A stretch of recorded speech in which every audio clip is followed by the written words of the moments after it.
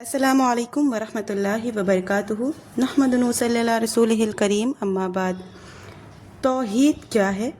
توحید یہ ہے کہ بندے کو اس بات کا یقین ہو کہ اللہ تعالیٰ ایک ہے، اس کی ربوبیت، اس کی الوہیت، اس کے اسماء و صفات میں اس کا کوئی شریک نہیں۔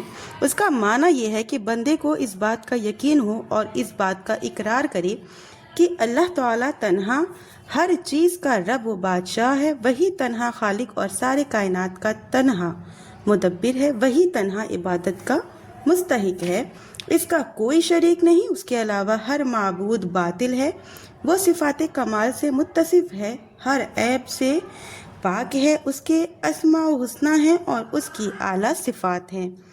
توحید کے بارے میں جب بات کی جا رہی ہے تو اس کی قسموں پر بھی آج نظر ڈالوں گی، انشاءاللہ آپ کو ویڈیو سمجھ میں آئے گی۔ توحید کے جو ہے وہ دو قسمیں ہوتی ہیں۔ توحید جس کی طرف رسولوں نے دعوت دی ہے اور جس کے بارے میں کتابیں نازل ہوئی، اس کی دو قسمیں ہیں۔ توحید فی المعرفہ والاثبات، اس کا نام توحید ربوبیت اسماء و صفات سے ہے۔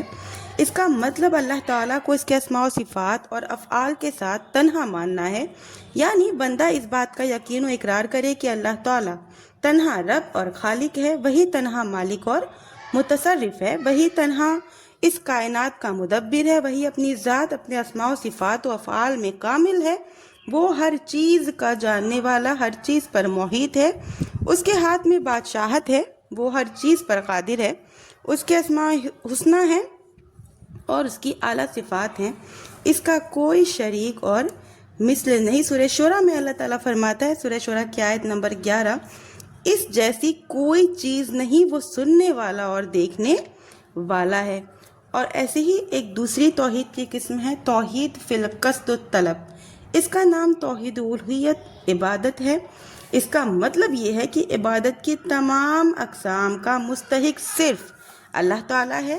اگزامپل کے طور پہ جیسے دعا، نماز یا خوف و رجا وغیرہ، یعنی بندہ اس بات کا یقین و اقرار کرے کہ اللہ تعالیٰ تنہا ساری مخلوقات کا معبود ہے اور وہی تنہا عبادت کا مستحق ہے۔ پس عبادت کی قسموں میں سے کوئی بھی قسم اللہ کے علاوہ کسی دوسری ہستی کے لیے جائز نہیں، جیسے کہ دعا کرنا، نماز پڑھنا، مدد طلب کرنا، توکل کرنا، خوف رکھنا، قربانی کرنا، نذر و نیاز پیش کرنا وغیرہ، اور جو ایسا کرے گا وہ مشرک و کافر ہے۔ اللہ تعالیٰ سورہ مومنون میں فرماتا ہے، سورہ مومنون کی آیت نمبر 117 ہے، جو شخص اللہ کے ساتھ دوسرے معبود کو پکارے جس کی کوئی دلیل اس کے پاس نہیں، بس اس کا حساب تو اس کے اوپر ہی ہے، بے شک کافر لوگ نجات سے محروم ہوں۔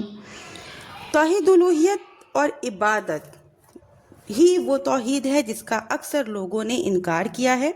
اس کے لیے رسولوں کو بھیجا گیا اور ان پر کتابیں نازل کی گئیں تاکہ وہ لوگوں کو تنہا اللہ کی عبادت کی طرف بلائیں اور غیر اللہ کی عبادت چھوڑنے کے لیے کہیں۔ سورہ انبیاء میں آیت نمبر 25 میں اللہ تعالیٰ فرماتا ہے، تجھ سے پہلے جو رسول ہم نے بھیجا اس کی طرف یہی وحی نازل فرمائے کہ میرے سوا کوئی معبود برحق نہیں، پس تم سب میری ہی عبادت کرو۔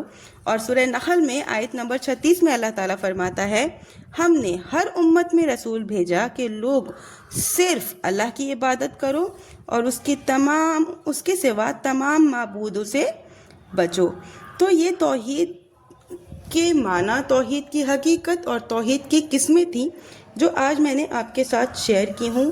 توحید کی حقیقت اور اس کا جو جوہر ہے، اس کے ثمرات، اس پر بھی کیونکہ توحید پر بہت سے لوگ سوال کرتے ہیں، تو انشاءاللہ نیکسٹ ویڈیو میں ڈیٹیل میں آپ کے ساتھ بات کروں گی۔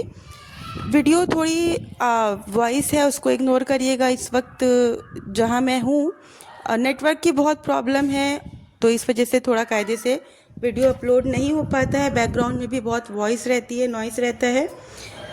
آخر میں اللہ سے دعا ہے کہ یا اللہ تعالیٰ ہم تمام مومن مسلمانوں کو زیادہ سے زیادہ نیک عمل کرنے، کتاب و سنت پر چلنے کی توفیق عطا فرما۔ یا اللہ ہمارے یہاں جو بھی بیمار ہیں انہیں شفائے کاملہ عاجلہ عطا کر، جو پریشان ہیں اللہ تعالیٰ ان کی مدد فرما، جن کا انتقال ہوا ہے اللہ تعالیٰ ان کی مغفرت فرما، جنت الفردوس میں جگہ دے، آمین ثم